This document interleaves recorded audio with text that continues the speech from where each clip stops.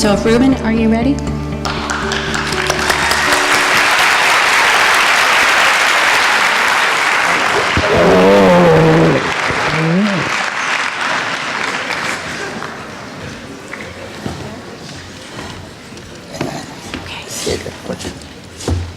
don't know if you need that or not. Thank you so very much.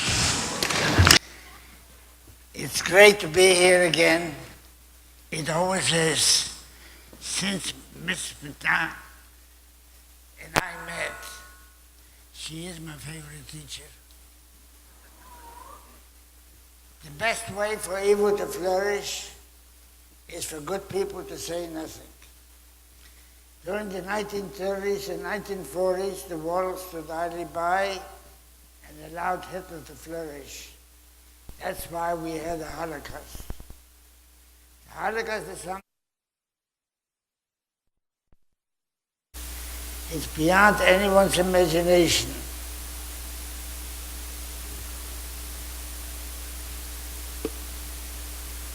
Beyond anyone's imagination what went on in those killing camps. I know I was with him. I watched him helplessly die, and I buried many of them. We know that 6 million Jews were slaughtered, literally slaughtered.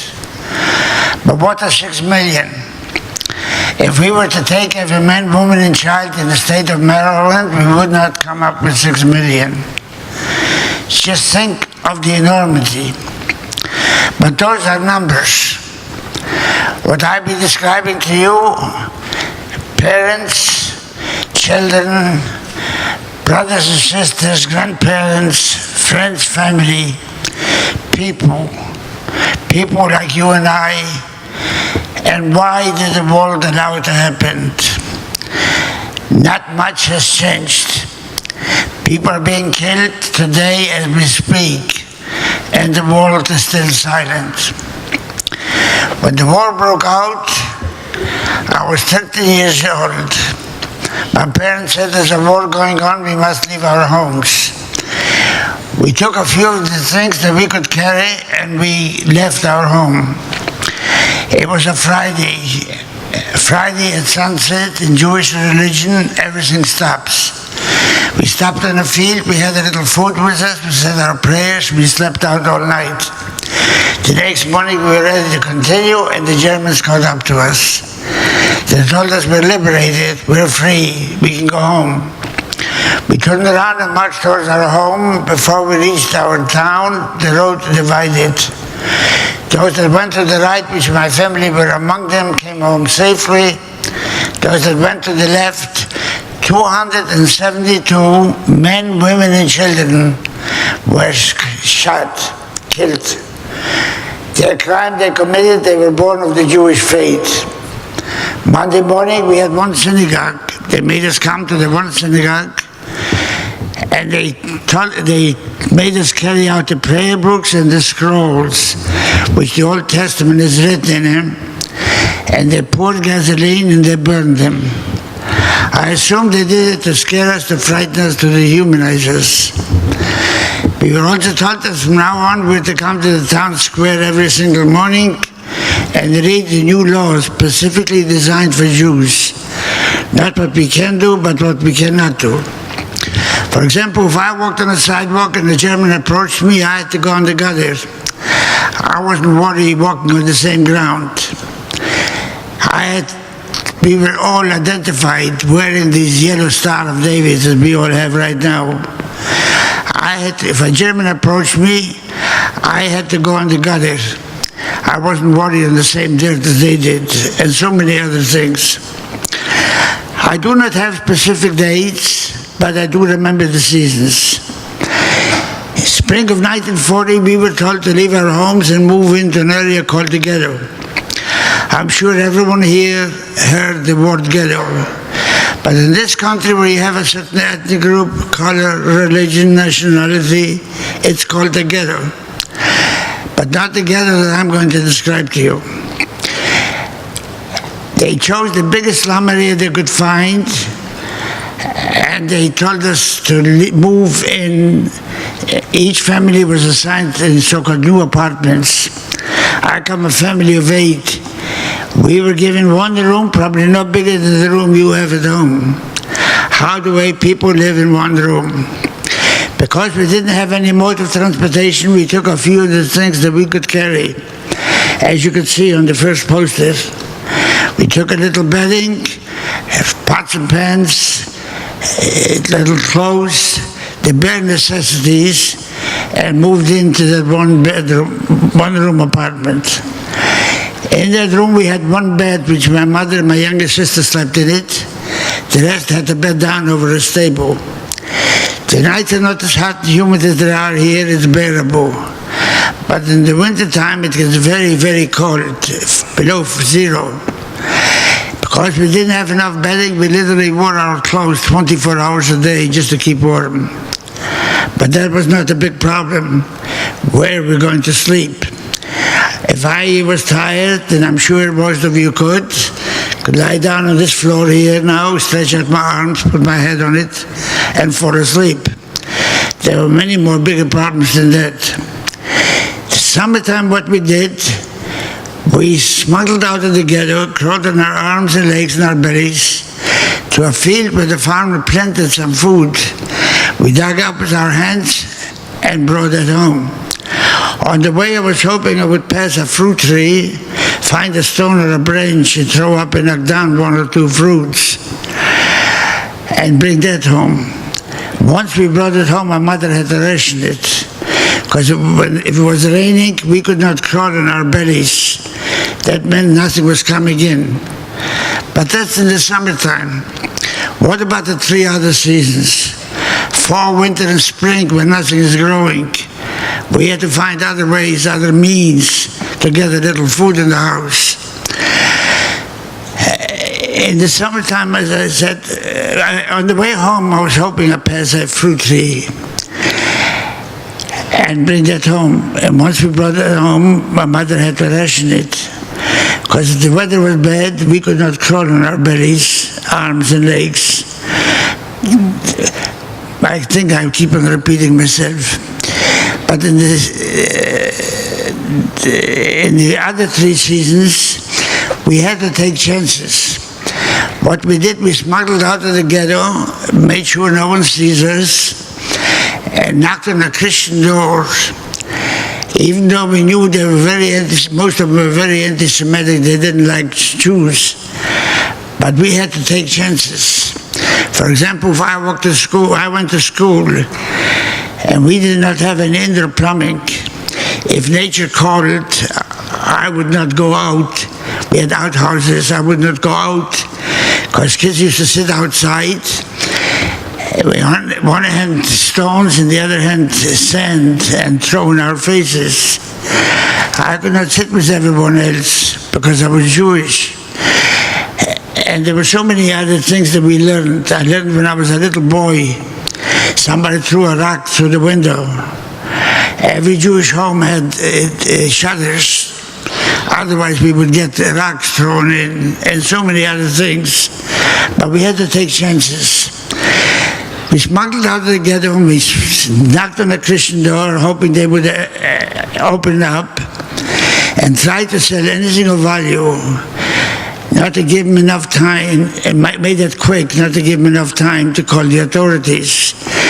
Tried to sell whatever we could and take the money and run, for fear they would call the authorities, and again, it would be our life at stake. But even there was a problem. The snow starts coming down around November, it doesn't leave until sometimes in March. If you walk in snow, our streets, our sidewalks were not plowed as they are here. If you walk in snow, you leave footprints. All the Germans had to do to see where we came from and where we went, and that would be suicidal.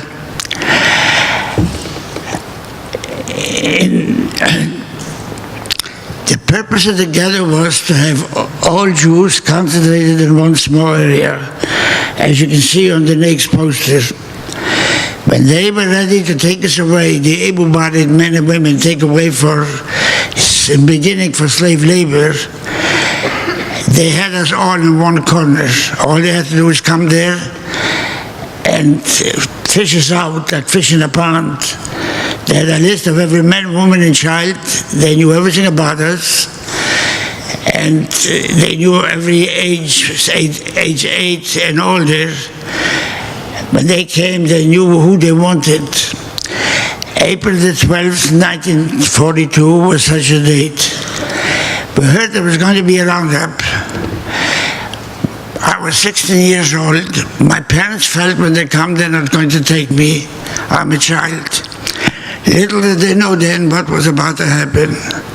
My father, older brother, and older sister went to hiding, and I stayed home. The middle of the night, we heard a truck pulling up, and we knew they had come.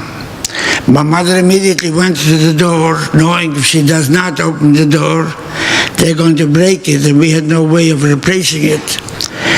No sooner did she get there was a knock on the door. She opened it up, and they came in. And they yelled out the names of my father and older brother. Where are they? My mother said, I don't know. They kept on screaming, yelling, repeating the same question. They got the same answer. They looked at me and told me to stand up. I stood up, and they came over and grabbed me by my arm and started pulling me out. My mother, as your mothers, grabbed me by the others. But she and I were no match. They pulled me away from my mother's arms and took me away from me never to see my parents, my 3 younger siblings, as you can see it right over here, my deceased family. The last time I saw them. I don't remember what the Germans looked like. I did not look at them. I don't even know how many there were. But I will never forget the faces of my mother and the 3 younger siblings that stayed at home. The tear, the expression on their faces, the way they felt. And I was taken away to a camp. When I got there, they took several things from me. They took my family, they took my freedom. We had to get undressed, stay there naked. And they gave us a new outfit consisting of a pair of pants and a jacket, a set of underwear, top and bottom sewn together, and a burlap bag to fill up with straw that became my mattress. They even took my name. They gave me a number.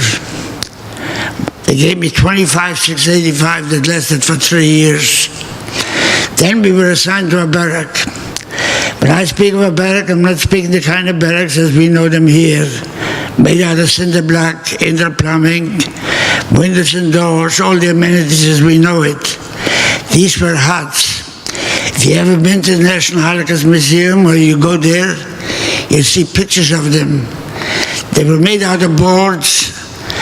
They had 4 walls, a roof and a floor, one end a window, the other end a door. Had bunk beds, and had 2 long tables with benches on each side, and 2 buckets for human waste. At dark, it was curfew. We were not allowed to go out. Every morning we took turns to empty them out. I filled up the straw, and I put it up on my bunk, and I put my face into it, and I lay there crying all night for so many reasons that each one of us here would think of. Will I ever get out of here? Will I ever see my family? What is my future, if there is one? But the next morning they made sure that I didn't have time to cry. I didn't even have time to think. It became a routine. They woke us up at 6 o'clock. 6:30 they gave us our ration for the day. They had to last the whole day. A cup of substitute coffee. No bread, no cereal, no nothing. 7 o'clock we had to be ready, lined up in rows of 5 to be counted, and we marched to work for a whole hour.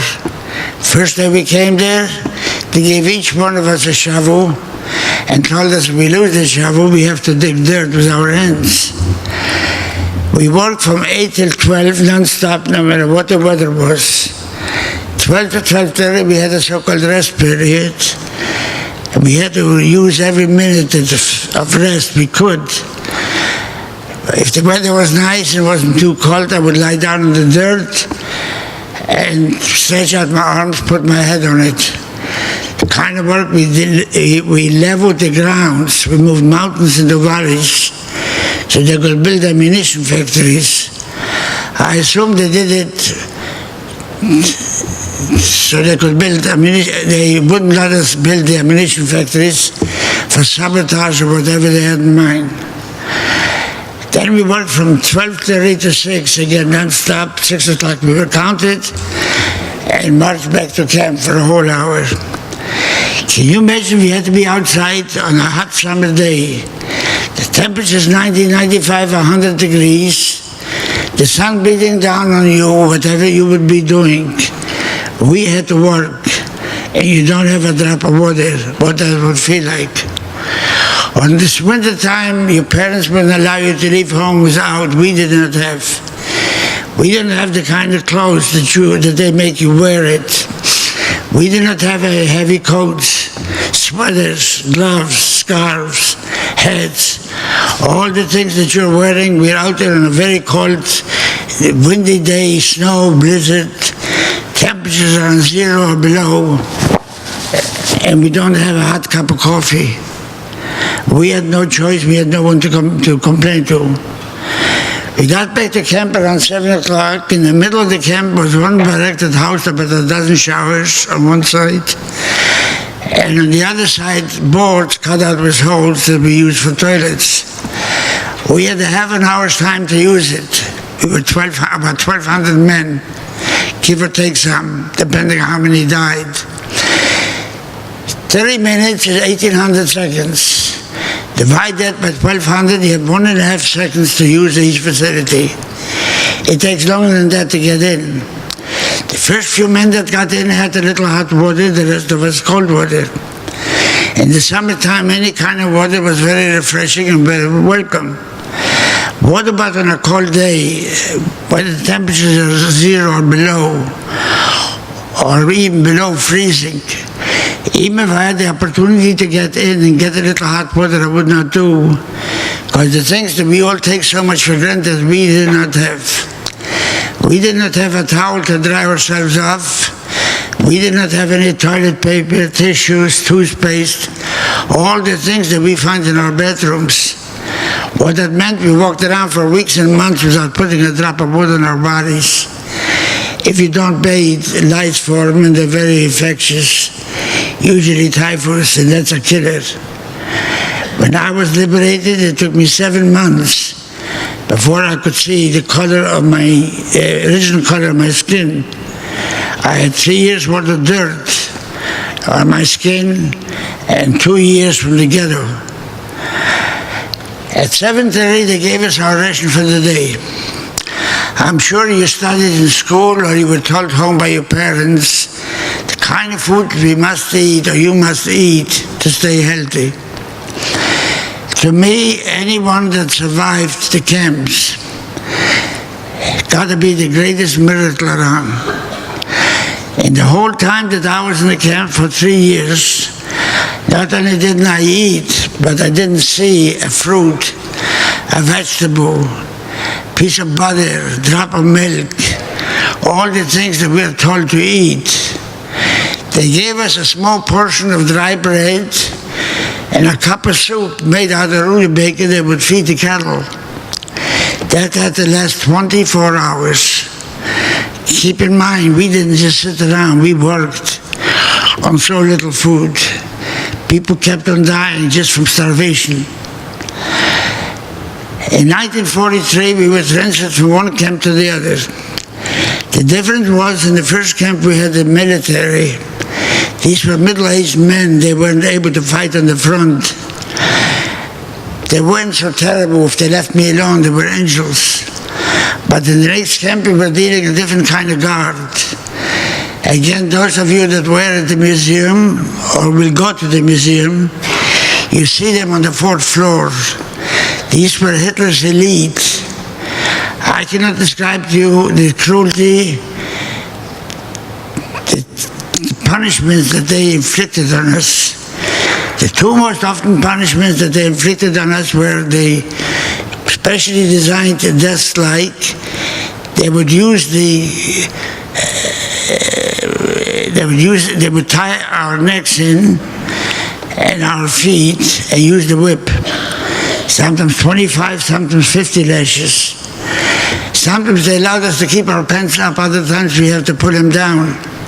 But we had to pull the pants down, they literally cut through the flesh.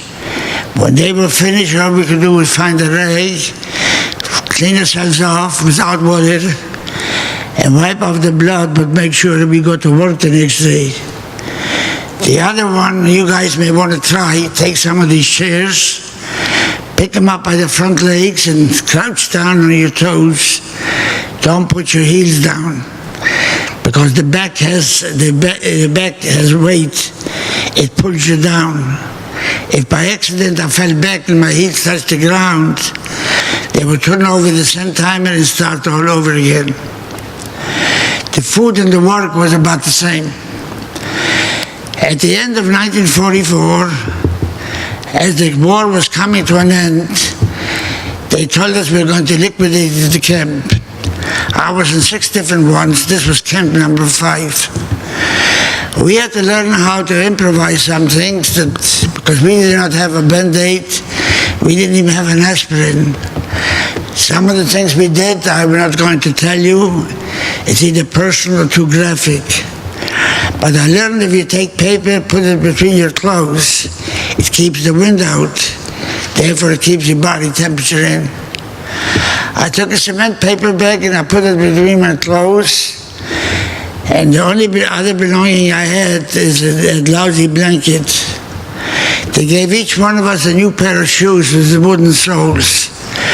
We walked on roads covered with snow, fields. And if you walk in snow, in wooden sole shoes, the snow sticks to it. If you don't kick it off, you can twist an ankle or break a leg.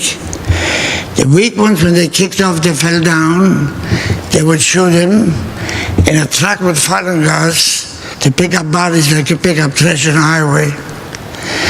We marched all day. At the end of the day, as it was getting dark, they told us we can stop and rest. Problem was, we were out in an open field. Over our head is the sky, and under our feet is snow or dirt. I knew if I sit down, the snow is going to melt on my body, and I'd be there at night, cold night, wet clothes. You try to hold out, but you do after, but you have to, whatever you have to. After 3 days, they finally marched us over to a railroad track, and a train pulled up. They opened up the gates. They gave each one of us a loaf of bread and that famous bucket. Pushed in as many as they could, as you can see on that poster here. Poster number 3. They pushed in about 100, and they closed the gates. Had it been the summertime, we would have suffocated from lack of air. Fortunately, it was winter and a little air seeped through. There wasn't any room to sit down. But as men were dying, we put them in the center of the car, like a pyramid. We piled them up, and a little room became available. But when I looked down at the floor, and I saw what it looked like, as dirty and filthy as I felt, I could not get myself to sit down. The bucket overran and it spread all over the floor. Again, you try to hold out as long as you can, but you do what you have to. You can only imagine what the conditions were. I'm not going to describe any of them. They're too graphic and too personal again. But after 3 days and 3 nights, when they finally opened up the gates to let us out of the 100 or so that they pushed in the beginning, 10 of us walked out alive. We were then taken to a camp called Bergen-Belsen. Bergen-Belsen did not have any crematorium or gas chambers. They did not need any. All they had to do was put us there and nature would take care of us. When I got there, I was hoping there's going to be a little straw I can lie down. Instead, they put us into an empty shell. The floors were wet. There were holes in the roof. I guess the snow melted and dripped down.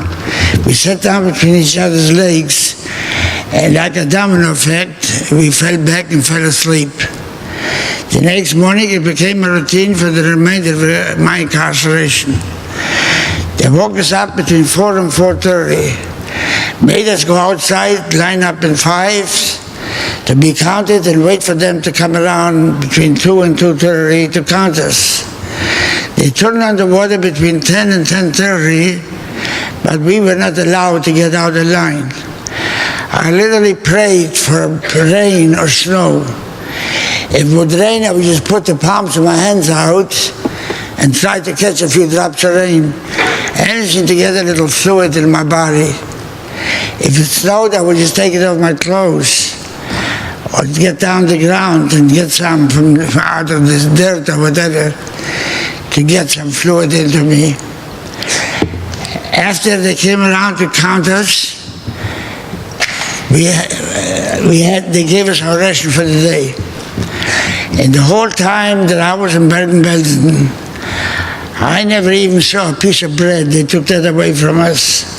I assume they did it to speed up the dying. After we ate, they gave us a little bit of soup. After we ate, we had a job to do. The camp was literally littered with dead bodies, as you can see on this poster here. We walked around and over dead people. Our job was to remove them. What we did, we tied them on by their arms and legs, and we dragged them on the ground in snow and mud and threw them into huge graves, as you can see this one right here. There are thousands in each one of them, and there are quite a number of them there. We would not stop until everyone was removed.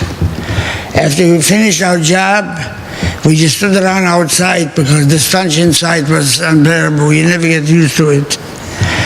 They brought in transport every single day, both men and women. We were separated. We were also caged in between wires. One day a group of women were coming in and somebody yelled out my name, Rubin. I turned around and I saw a familiar face that I had not seen for 3 years. It was my older sister. She could not stop, she could not come into me because I was caged in. She had to keep on moving, and now I knew that she was there. What I did not know, is she dead or is she alive? These graves were near the women's section. Every time I saw that woman, I would turn her over, hoping that I won't recognize her. Finally, the day of so-called liberation came.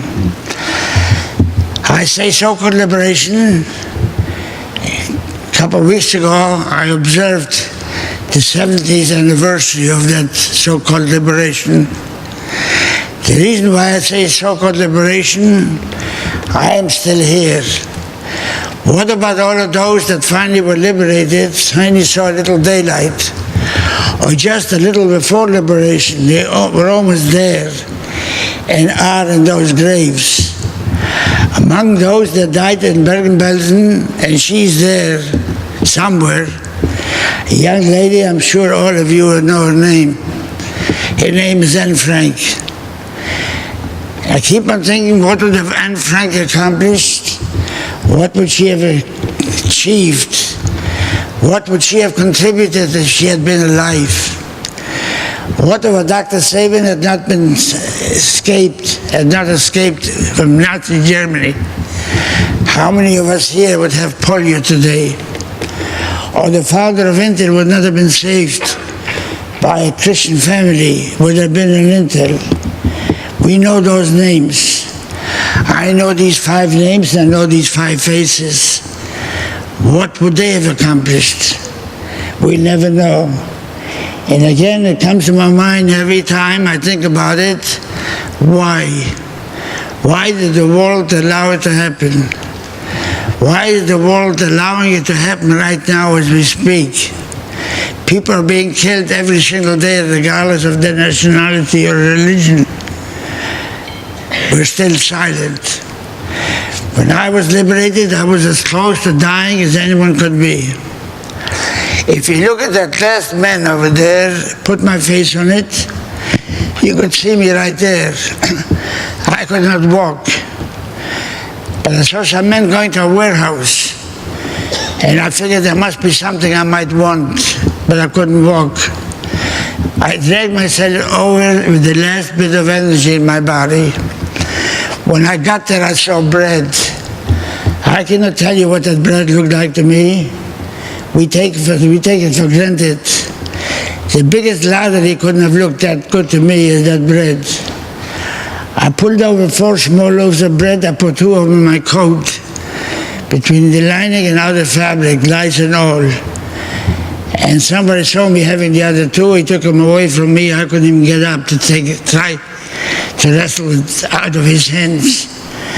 And then I went into a coma. For the next few days, I don't know what happened. After I came to, I thought I started believing in reincarnation. I had died and came back. The way people found each other, they went through the living and the dead to see if they recognized someone. A girl saw me, she notified my sister. She too was sick, but she was the stronger of the 2. My sister does not talk about it even today. He gives me little bits and pieces here and there. I don't even know what camp she was in. But she came down to Baltimore, and I told her I'm going to speak to a class. Would you come and listen to me? She said to me, you know, I don't talk about it. I said, I do. I'm not asking you. Just come and listen to what I have to say. Maybe you can correct me, add, subtract, or something. And she agreed. When we came there after I finished, the first question was, what was it like after liberation? I turned to her and I said, Gassi, I know you don't talk about it, but I don't know, why don't you tell him? And she agreed. When a girl told her where I was and she brought it there, she found me naked. I assumed the reason she found me naked because I had done it. If a man was lying and looked like he was dead, and his clothes were cleaner or fewer holes than mine, I would take it off him and put it on me where he was going. I did not have to dress him up again. Somebody must have thought I was dead, and he took my clothes off and left me lying there. And she found me, they probably would have found me in a coma, thought I was dead, and threw me in those graves even though I was still breathing. She got a rag, dipped it in water, put it in my face to make me a little comfortable. She took off her underwear and put it on me to give me some decency, some humanity. My sister gave life to me at age 19. My mother gave birth to me 19 years before that, but she gave life back to me. For the next 7 months, I was a vegetable. I could not move. I had typhus, I had dysentery, diarrhea. Everything just flushed through my body. She was my savior. She did everything and then some. The Holocaust teaches us an awful lot. When I look at all of you, I keep on wondering, what is it like being a middle school, a high school? What is it like being a teenager? I lived through those years. It was hell on earth. I keep on asking myself, what did I miss? I keep on thinking what great opportunities all of you have that I never even dreamed of having.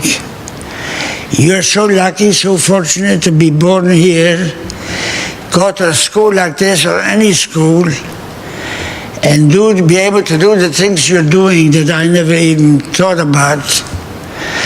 You have so much to look forward to, and you have so many great opportunities. I'll take a couple minutes and tell you what my life was like when I came here. I was I was 23 years old when I came here. I came here to no family. I didn't have any money. I had no education. I had nowhere to live. I didn't know anyone. I could not speak English. I didn't have where to live. No job. You name it, I didn't have it. And I made it. I made it today. We're fortunate, very well retired. I have a great family, been married for 62 years. I worked on a job for 43 years. And when I came here, the first thing I had to find, I had never heard somebody sleeping on a sidewalk or under a bridge. I came with a friend of mine, and the first thing we did, we tried to find a room that we could put our heads down. We found a room, had one bed. We slept in one bed for over a year, two young boys, young men. But what we did, we had our home. You could have come to me, visit me. You could have written to me rather than being a homeless person. I was on welfare. I wanted to be on my own because I never heard of welfare until I came here. So I went to look for a job. Everywhere I went, they turned me down. I couldn't communicate. After going around in so many places and being turned away, I finally found somebody that I could communicate with him. The problem was he offered me a job and paid me $25 less $1.90 for Social Security. I said to my social worker, why would I take that job when I'm getting $37 and I don't have to work? You get so used to living off somebody's outreach. And she gave me some great advice. The advice was you got to start sometimes, the sooner the better. There were no McDonald's or Burger King, so I could have gotten a job and get something to eat. And she said to me, you got to start somewhere, and I took the job. The first day I cleaned the bathroom and I swept the floor. I take pride in that, to work my way up, to become the #1 salesman in the firm I worked for, and made a very good living. I raised a family. We were married for 62 years. We have 3 children, they're all college graduates. We have 7 grandchildren, they have finished college. And just recently we got a new addition of a great grandchild. Because in this country you can make it. And by the way, I'm pretty comfortably retired. I wished my family, these 5 people, would be here for one day and have the things that we have here. They never sat on a couch.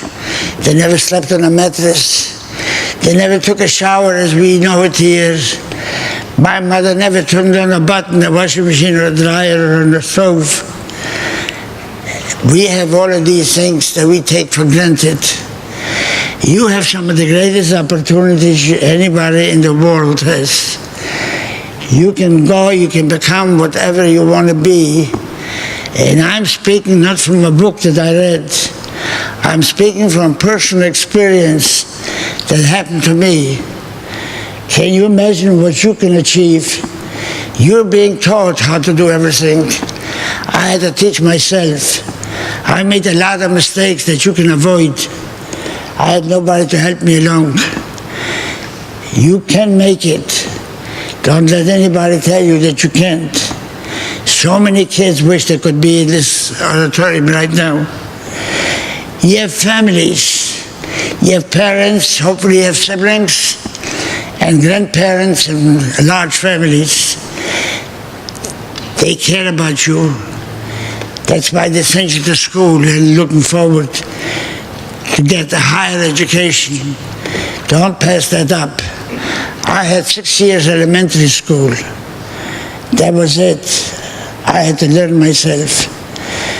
And you go home, tell your parents and grandparents and your siblings how lucky you are that you have them. I don't have any. I cannot go over to my parents because I don't even have a grave to go to and go there and tell him how much I miss him, how I wished I had him here, even for one day, pretending they can hear me. You have that opportunity to speak to your parents, to appreciate them. But we have something here that's even more than that. Something that's called freedom. Freedom is something that's being fought for us right now as we speak. Millions of men and women gave their lives so we can have that freedom. Freedom is something that we must protect with everything we've got. You don't know what it's like losing that freedom. I know, I've been there. I've done all of these things. Because once you lose it, it's so very, very hard to get it back. Thank you all for listening.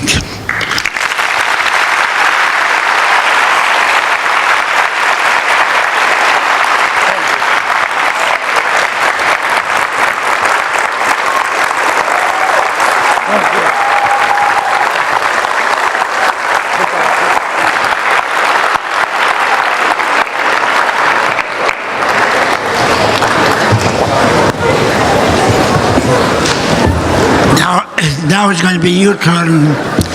Ask any questions you want, but I have to ask you one favor.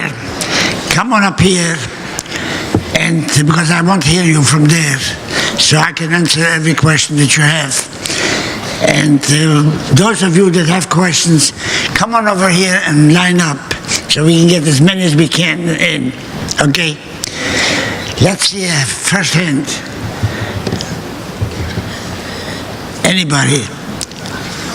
Come on here, come on here. You're all younger than I am. It's easier for you to come here.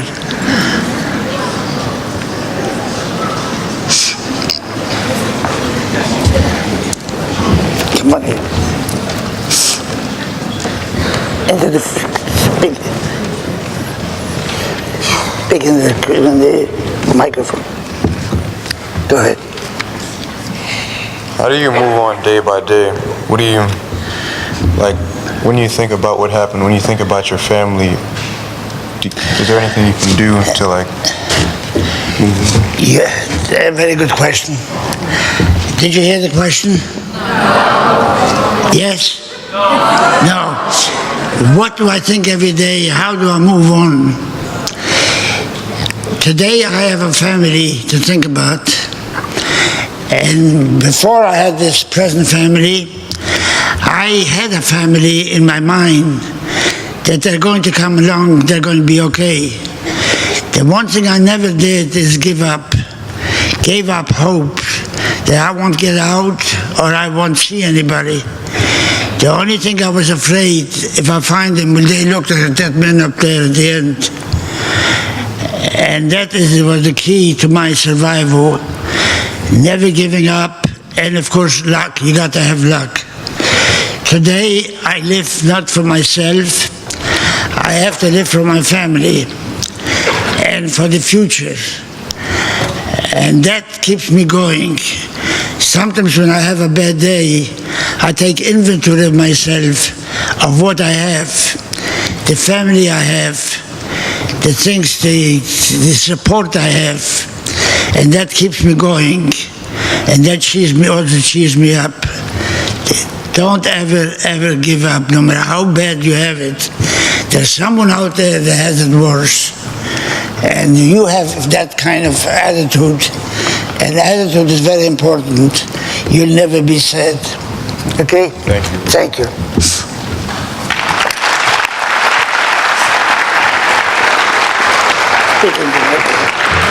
How was it that you felt once you heard your sister's voice when you were in the camp?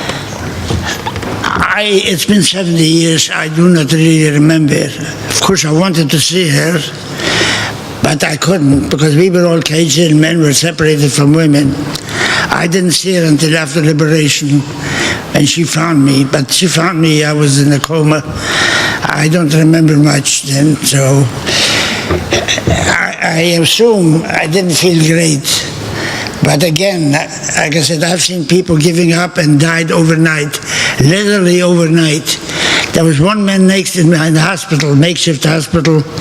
He was Italian, and they were sending home by nationalities. The smaller the country, the numbers, they went home first.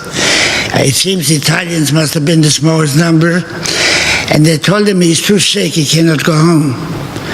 He took it so seriously, the next morning I woke up and they had a sheet over him. It's so very important not to give up. To me, it's one of the keys. There's life, there's hope. And like I said, the doctor can do so much for you, but you can do more for yourself. You have so much to live for and so many great opportunities that very few people in the world have. Okay? Thank you.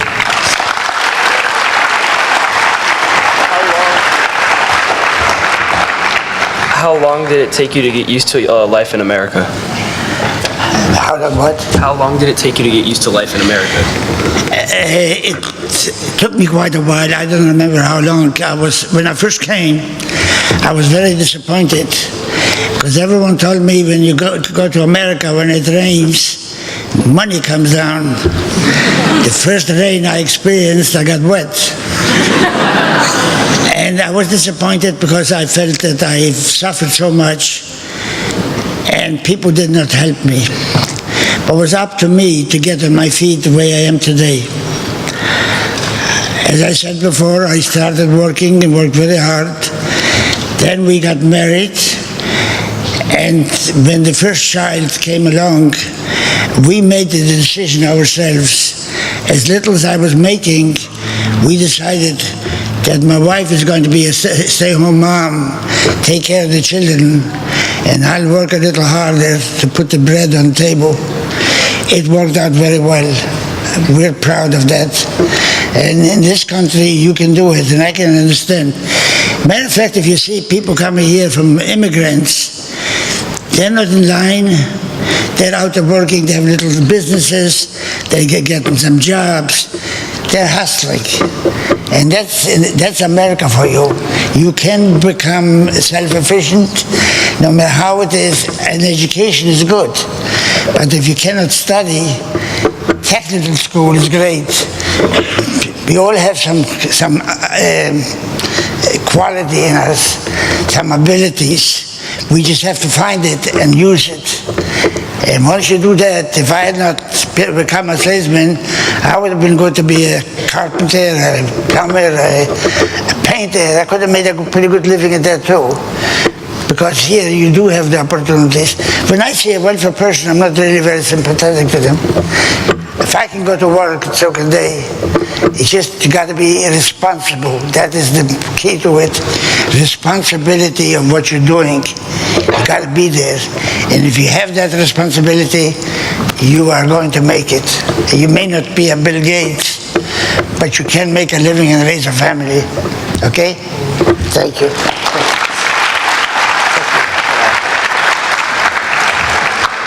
Hey, does the idea of another Holocaust frighten you? I mean, do you think it could be possible that there could be another Holocaust, or are we smart enough to remember history enough to not to repeat it? Here's a guy, I like you all, but here's a guy especially I like because he sees the future. We see today Americans, people, most of them, there are exceptions, think that we live far away from the enemy. There are oceans in between us. They're not going to come here. They keep on spreading. It's a cancer. Cancer, you have to remove every cell. You cannot leave one, because if you leave one, it'll spread. We live in such times, unless we remove that cancer of terrorism, they could be here. And I hope I'm wrong. But we got to be very, very careful. Yes, I do see it's possible. And hopefully it will change. I don't think it's going to be soon, but hopefully it'll change in my lifetime. Okay? It is up to you, and that's why I'm here and you are here today, to learn what happens when people are silent. more people know the score of the games and how many home runs or base hits, but they don't know who the president is. That's why you're here in school and study, so you know all of these things. You have to know what's going on thousands of miles from here and be aware of it to protect you, protect yourself. So thank you for being here.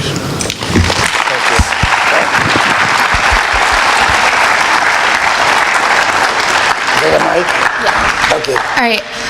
Do you still have faith in Judaism and in God? And if so, what do you say to people who say that the Holocaust is evidence that there is no God?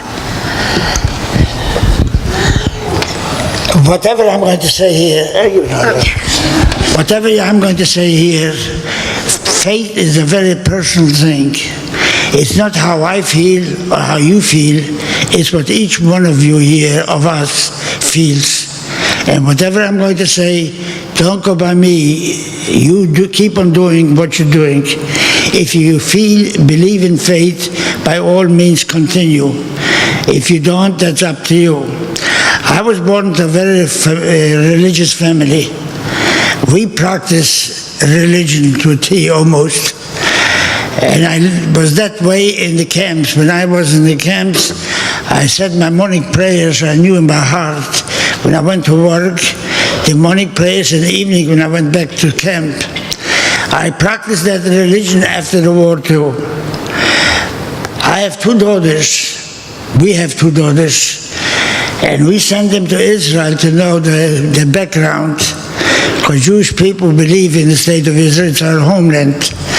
If they had been in Israel, 6 million would not have been slaughtered. I sent them there, they came home. They said, Dad, we went up to Mount Sinai, the closest to God, where God gave Moses the 10 Commandments. And we said, God, how could you allow this to happen to my father's family? And of course, she got no answers. Our prayers are written in Hebrew. I do speak a little Hebrew, but when I pray, I just go right through like a train, a jet plane. So I started reading the translation in English, and there are a lot of things that says in the prayers that isn't so. So my faith started going down, and the more I read, the less faith there is. I cannot say there is no God. Nobody knows. No one saw him. But I will never say that there is one, because if there would have been one, God could not have been the way he allowed so many people to be slaughtered in so many horrible ways. But if you think there is a one, by all means, keep on believing. It gives you hope. It gave me hope in the camps. Today, I lost that hope. I don't know what is upstairs. Is there a heaven? Is there a hell? Is there a God? I don't know. Nobody's seen him or talked to him. But if there is a hell, I've been there already, so I don't have to worry about that. But you go ahead with your faith the way you are right now. Thank you.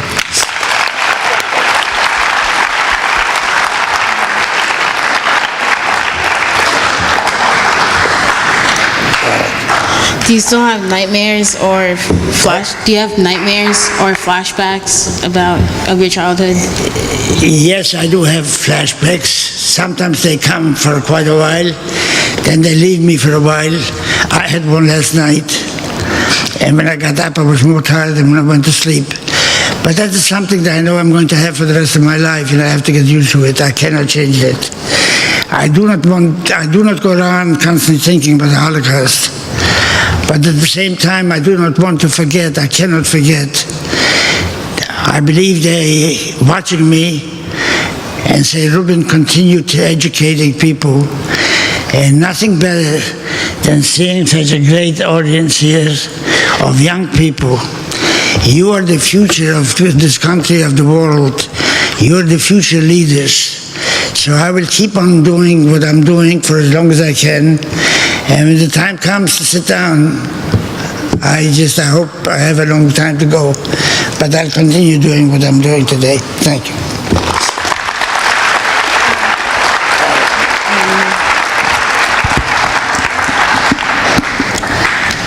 Have you fully forgiven the Germans and other participants of the Holocaust? And if so, how? And how did you not let yourself get like fully consumed by hate?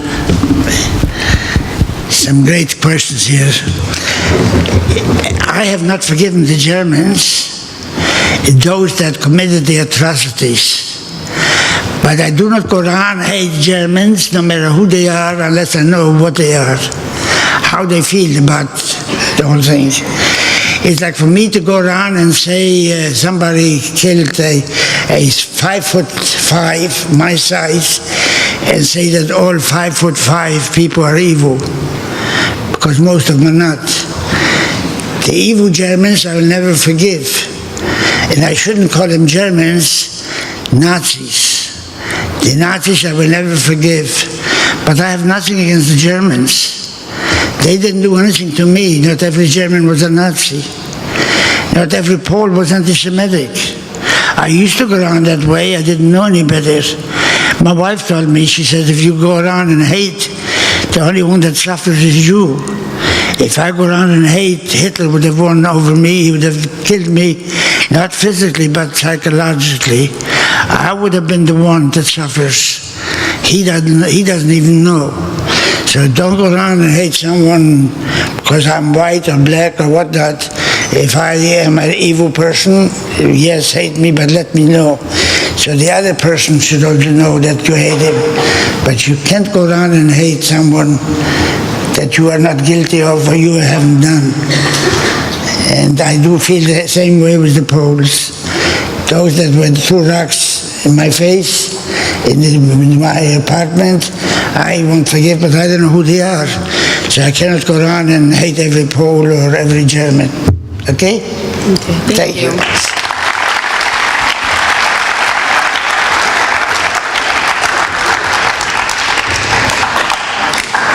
After you were liberated, did you ever try to find the rest of your family?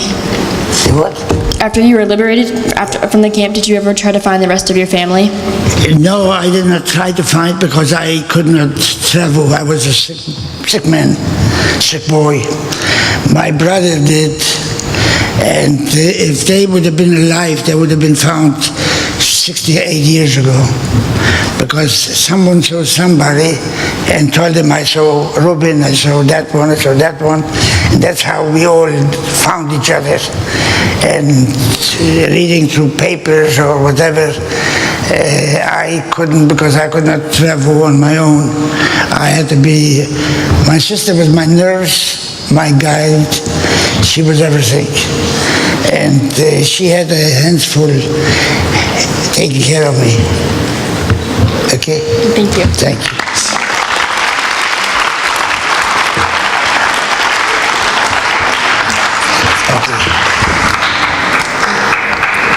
Can you describe your life before you were incarcerated in the ghetto?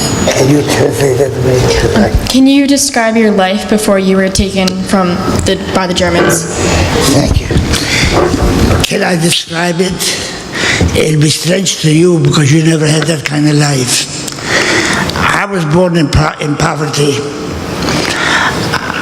I had to earn my clothes because my parents couldn't afford it. We lived off bread and potatoes practically. My mother made on Friday for the Sabbath, she made a chicken, a small little chicken for 8 people. She sucked the juice out of the bones, made sure that we get a little bit of meat. The clothes I wore, things down, my brother's clothes, and my clothes were worn by my younger brother. We come from a very poor family. We are 6 brothers and sisters. We had 1 bike. Problem was that my oldest brother, he was in charge of it. I had to get his permission. And that kind of life I led. But what I did, I had a family. I never slept in a bed of my own. Forget about myself in a room.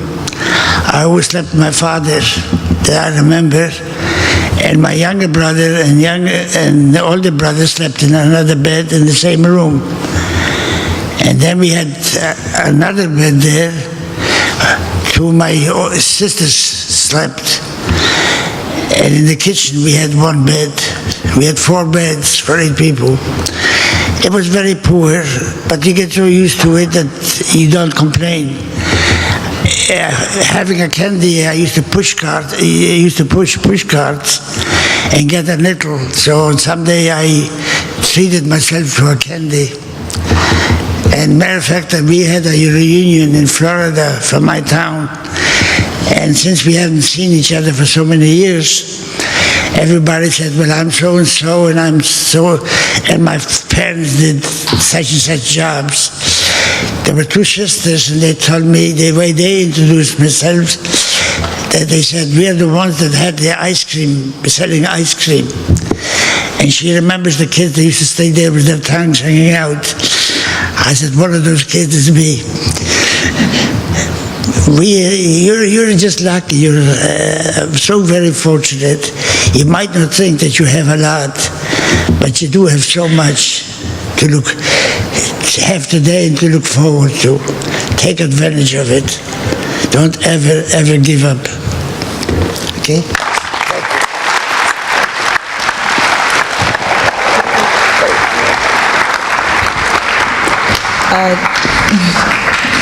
Did you form any relationships while you were on the camp, and if so, who were? Did I form any relationship that were none? Like friendships? That I know of, because we did not have time for it.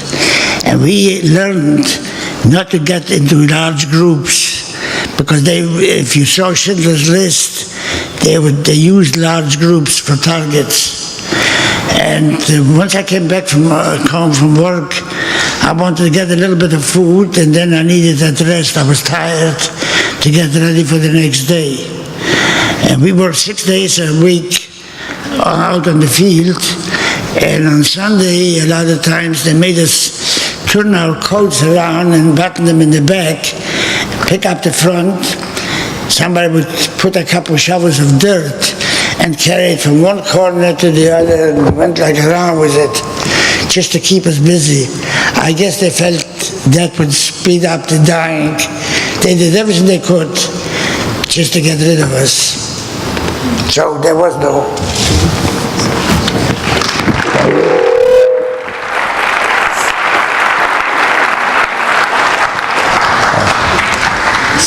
Was there ever a specific moment or point during the Holocaust where you felt like you wanted to give up? And what did you do to kind of work your way through that situation? That is something that never occurred to me. I always felt I'm going to make it. And I feel that way today too. Where there's life, there is hope. To me, if somebody committing suicide, I hate to say this, but I call them a coward. And the reason why, very simple. They cannot handle any hardships. When someone commits suicide, they are not hurting themselves. They're hurting the people that they love, they leave behind.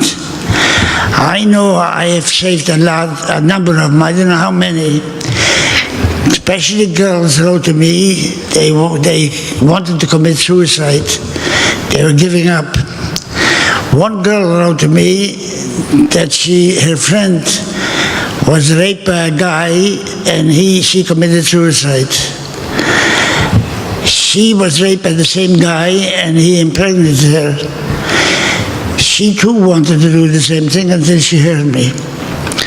She sat down and told her mother the whole story. They decided they were going to have the baby. She was going to have the baby. The mother is going to help her raise it. She's going to go back to school. She's going to make a life for herself. Because if she had committed suicide, she would not have known the pain. But it seemed she did love her mother. And she did the best thing she could. I had a girl write to me in the mountains, not too far from here. She heard me and she wrote to me, very poorly written, but such a beautiful letter. I was so emotional, got so emotional about it. After she heard me, she told me, when she came home and she asked her mother for anything she asked, her mother wouldn't give it to her. because she couldn't afford it. She too wanted to commit suicide. She heard me, she decided that she's going to go back to school, study, giving up boys, become something, get a part-time job and all kind of things.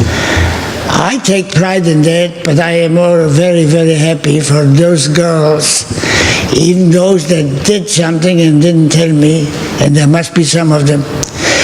Don't ever give up. Don't let that even go into your mind. You might have a bad day today, but tomorrow could be a lot better.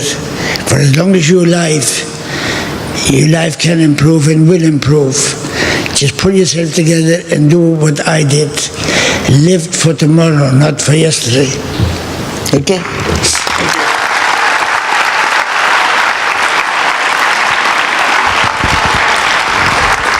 Hi again. I had a second question. I wondered what you thought about, I know there's been some debates from other survivors about whether the Russian camps from when, like, Joseph Stalin was in charge of Russia should be classified as concentration camps, because I know some survivors were upset about that after having experienced what they experienced in the Nazi concentration camps. I wonder what you thought about that. What did the Russians do? They had similar camps, except for there were no crematoriums. They were basically work camps in Siberia called the gulags. I just wondered your thoughts on that. I'm not Russian, but I heard about that. What the Russians did, when someone commits a crime here, we send them to a jail. They would send them to Siberia. Siberia is a very cold area, and many of them died there. They froze there. But they didn't build the same kind of camps as the Germans. The Germans built camps to kill. They shouldn't be called concentration camps, they're killing camps. The Russians sent them to Siberia because they had a lot of, it was probably, I assume, they had a lot of work to be done, and they sent them there, and it wasn't easy to escape from Siberia. It was a safe place for them. Were they angels, the Russians? No. But I wouldn't compare them to the Germans, to the Nazis, I should say. Okay? Yeah. Thank you.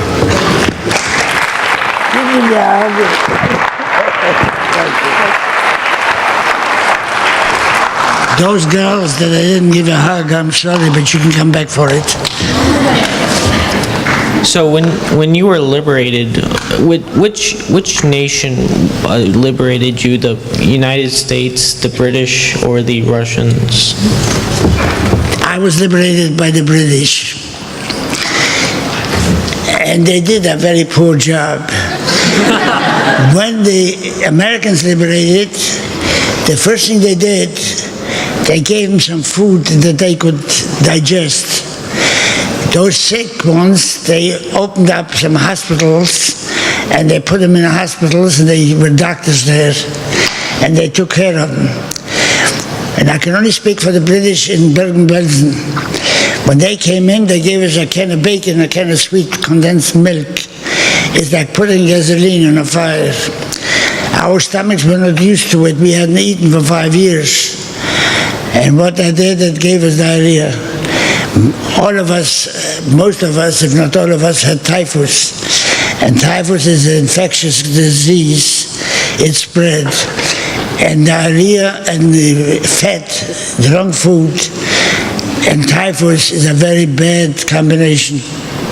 And people kept on dying. There were tens of thousands of people died after liberation in Bergen-Belsen because they gave us the wrong food. And that's it. Okay?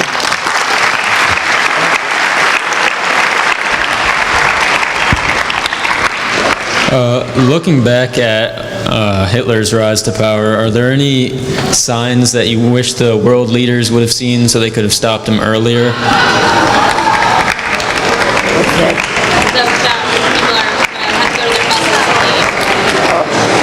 So they all have to leave?